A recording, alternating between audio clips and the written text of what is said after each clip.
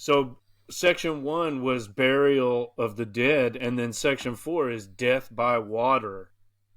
In the slide, we've got a painting from 1951 called Phlebas the Phoenician, who is the focus of this very brief section. We can read the whole thing. Section 4, death by water. I'll just read it now since I've got it in front of me on my phone here.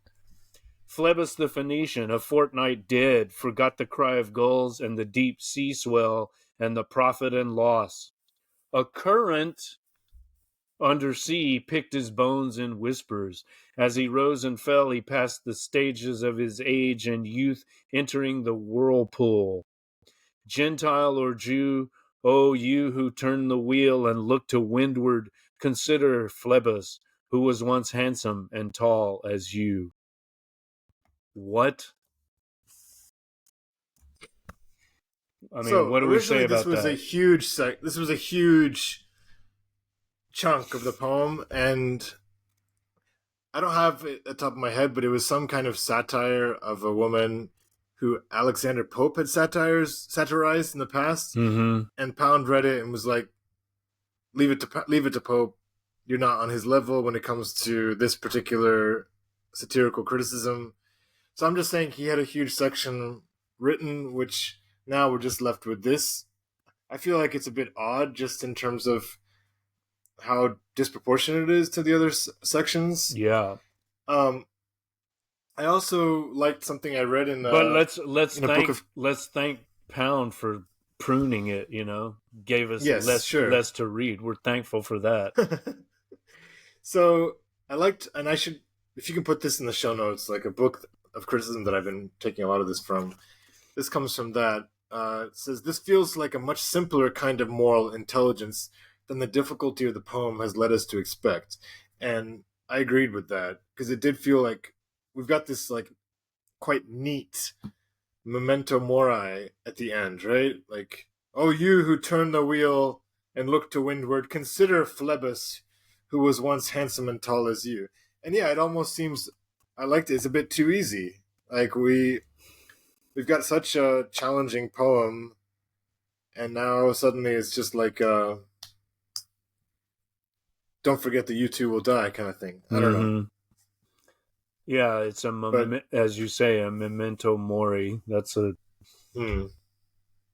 nice way of describing it. Of course, it also reminds us of Madame Sosostris, right?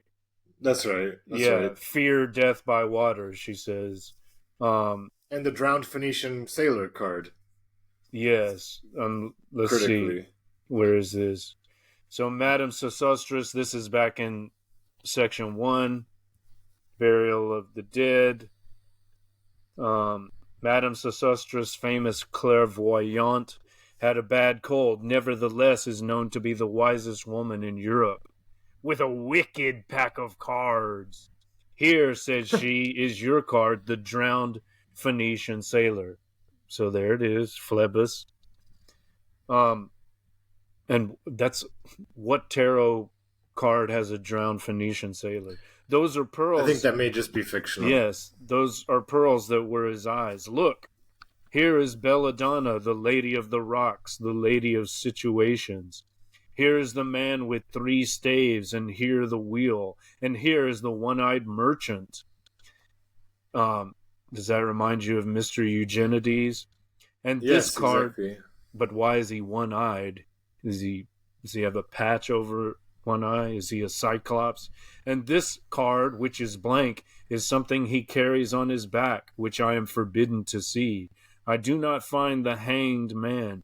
Fear death by water.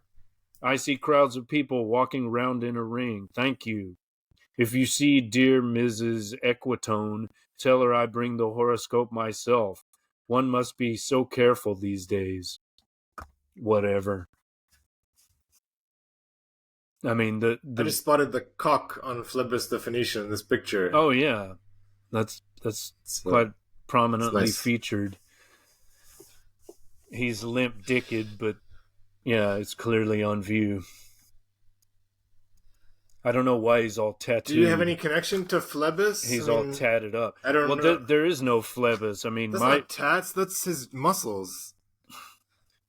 And what? So what? His skin has rotted off? Yeah. Okay. Then why is his arm still like this? I don't know. I just saw that as like his sinews and so on. Okay. I don't know why they're so clearly on display. Well, my Phoenician is Cadmus, so I don't know who Phlebas is. I think that's Eliot's invention. Strange name. But again, like, what's the significance of it? I don't know. Nor do I care. And it's that kind of enthusiasm that you can expect on texting. That's how we do it.